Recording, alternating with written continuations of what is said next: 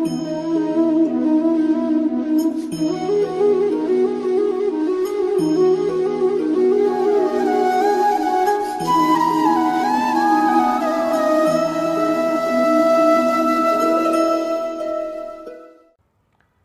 Super Moms, welcome to Divija e-पाठशाला e-स्कूल on digital platform. Super moms, आज हम हिंदी स्वर आ की पहचान व लेखन बच्चों को कैसे कराना है वो सिखाएंगे। इसके लिए सबसे पहले मैंने एक्टिविटी के लिए यहाँ पर आ ड्रॉ किया हुआ है, बाद में उसको स्केच कलर से अट्रैक्टिव बनाने के लिए कर दिया है, और उससे रिलेटेड मैंने जो पिक्चर्स हैं और नए शब्दों को भी मैंने यहाँ पर ड्रॉ किया हुआ है। सबसे पहले हम इस पे बच्चों को हम ईयरबड पेंटिंग के लिए दे सकते हैं, जिससे बच्चों को आ का स्ट्रक्चर पता चलेगा। यहाँ पर मैंने छोटे छोटे डॉट्स बनाए हैं, जिससे बच्चे को पता चल जाता है कि हमें ईयरबड का इम्प्रेशन कहाँ पर लेना है। तो सबसे पहले हमें यहाँ पर ये कर्व बनाने होते हैं, तो पहले हम यहाँ पर कर्व बनाएंगे।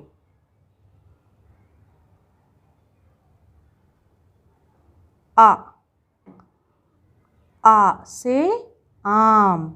बच्चों को ये बोलने के लिए कहें जिससे उन्हें ये अच्छे से याद हो जाए। आ से आम। इसके बाद हम क्या करते हैं, इसके बाद हम ये पड़ी रेखा बनाते हैं, तो हम वैसे ही करेंगे जैसा हम राइटिंग में करते हैं। इसके बाद हम बनाएंगे ये वाली खड़ी रेखा। आ से आलू। आ से आलू। इसके बाद हम इसकी मात्रा लगाएंगे।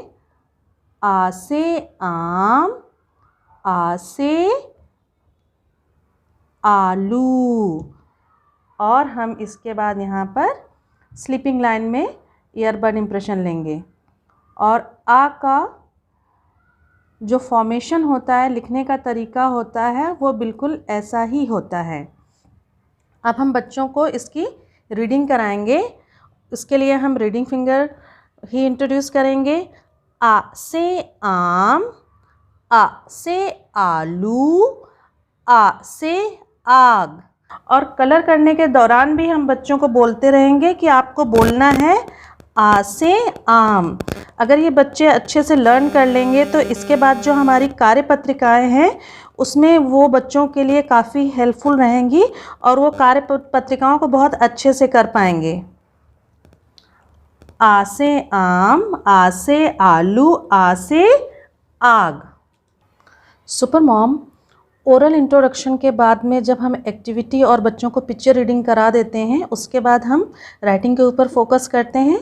जैसा कि आप देख सकते हैं, सबसे पहले मैंने यहाँ पर फुल डॉट्स डाले हैं। इसके बाद हमें ये 5 डॉट्स में इसकी प्रैक्टिस लेके जानी है।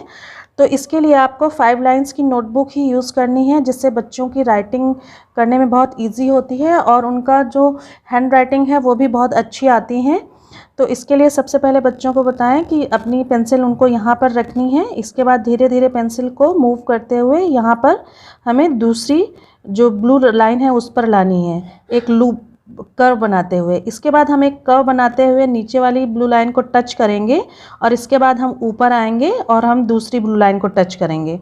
इसके बाद हमें यहाँ से सेंटर से एक बिल्कुल स्ट्रेट लाइन नहीं लेनी है, थोड़ा सा कर्वी लाइन लेनी है ऐसे।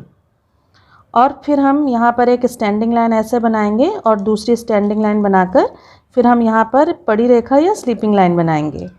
और इसी तरीके से आप यहाँ इस प्रैक्टिस को आप 5 डॉट्स पे भी करा सकती हैं।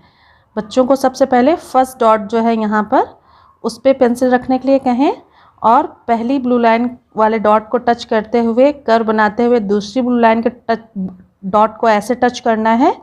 इसके बाद फिर हमें कर्व बनाते हुए तीसरी ब्लू लाइन के डॉट को टच करना है, और ऊपर आने के हमें दूसरी ब्लू लाइन के डॉट को फिर से टच करना है। इसके बाद हमें यहाँ पर सेंटर में आके एक छोटी सी ऐसे कर्वी लाइन ऐसे बनानी है।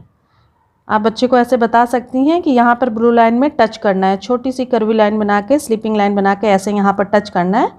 फिर हमें एक यहाँ पर स्टैंडिंग लाइन या खड़ी रेखा बनानी है तीनों ब्लू लाइन पर, और यहाँ पर हमें एक और खड़ी रेखा बनानी है या स्टैंडिंग लाइन बनानी है, और यहाँ पर हम जो हमारी पहली ब्लू लाइन है उस पर हम एक पड़ी रेखा या स्लीपिंग लाइन बनाएंगे। एक बार मैं फिर बताती हूँ।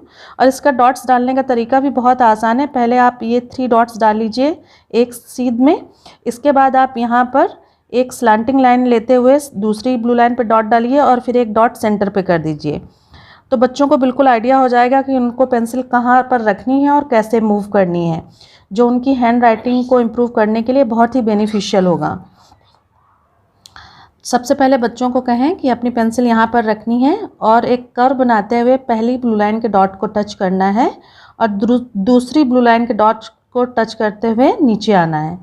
फिर इसके बाद दूसरी ब्लू लाइन से पेंसिल को मूव करते हुए तीसरी ब्लू लाइन के डॉट को टच करके फिर ऊपर दूसरी ब्लू लाइन के डॉट को टच करना है और यहाँ पर सेंटर में एक small curvy line sleeping line बनानी है ऐसे, और फिर एक स्टैंडिंग लाइन और फिर दूसरी स्टैंडिंग लाइन और यहाँ पर एक स्लीपिंग लाइन।